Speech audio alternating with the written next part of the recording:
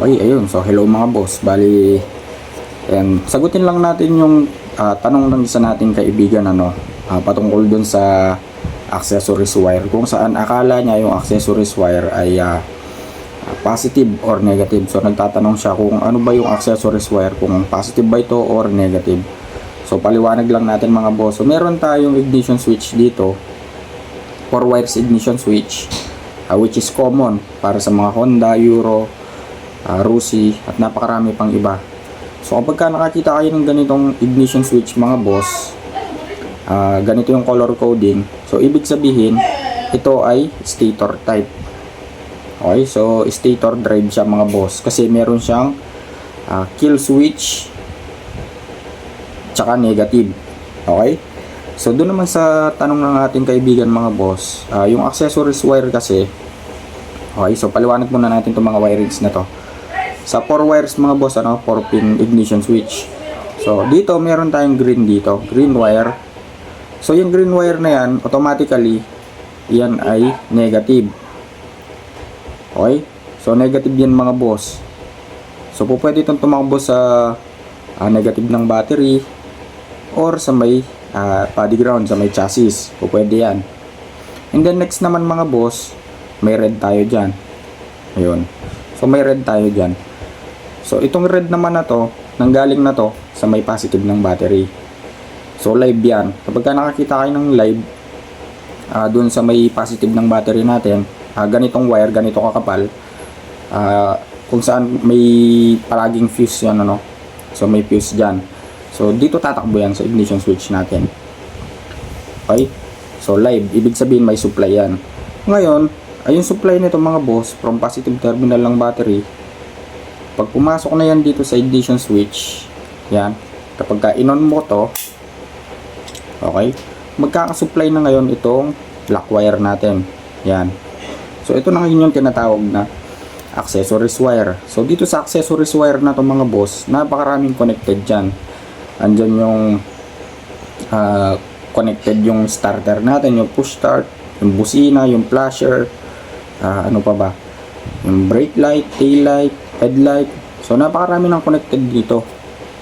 Kaya kung mapapansin nyo, pagdating sa part ng motor natin, puro positive na. Kasi nga napakarami ng connection ito. Napakarami niya ng sinuplayan. And then last mga boss, dito naman tayo. Dito naman tayo sa black na may stripes na white. So ito yung pinaka kill switch natin. So tatakbo naman to sa CDI.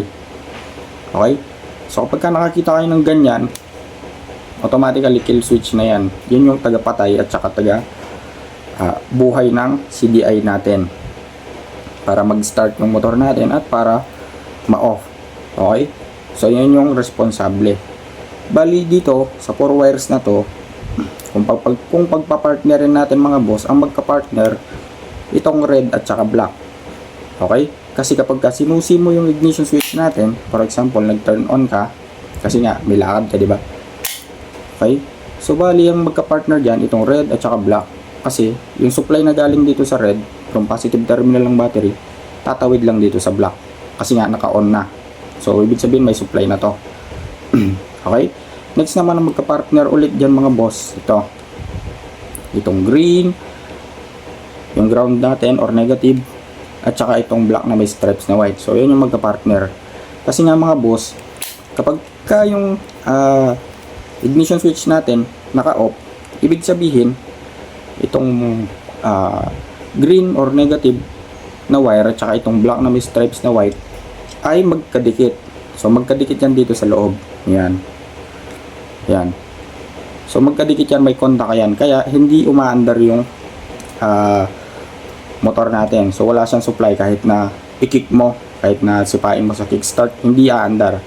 Ngayon kapag in-on naman natin mga boss, so maghihiwala yung contact nitong dalawa. Ayun. So meaning to say, malaya na yung CDI natin na mag-start kasi nga hindi na nakadikit sa may negative natin. Okay? So ganun lang kasimple mga boss. Ngayon, kapag yung motor nyo naman ay 2 wires, for example, katulad ng Yamaha Mio, Suzuki Smash, so bali ganito lang yung itsura nyan. So 2 wires lang. So for example, ganyan. So bali ang function nun, positive at saka accessories wire lang. So wala siyang kill switch at saka negative. So yun lang yung pinaka-function niya. Boss, paano naman namamatay yun? Paano naman na-off yung engine nun? So yung pinaka-supply kasi ng CDI natin mga boss, nandito na rin nakakonect sa may accessories wire. Usually battery operated yung mga 2 wires na motor. Okay, so lalong lalo na sa mga FI ngayon, kasi nga kukuha na sila ng supply sa may battery para mapagana yung ECU. Sa susunod naman mga boss, ayan, mas tuturo pa natin yung detailed na explanation. Mas maganda sana kung may FI, ano. Ayun, so bali hanggang dito lang mga boss, ano. Sana nagkaroon kayo ng idea dito sa ating ignition switch, kung ano yung function ng bawat wires na to. And abangan nyo pa yung mga susunod na tutorial natin din, kasi hindi na tayo busy. So bali hanggang dito na lang, sa may natutunan kayo. Kung nagustuhan nyo ang video na to, so please like, share, and subscribe.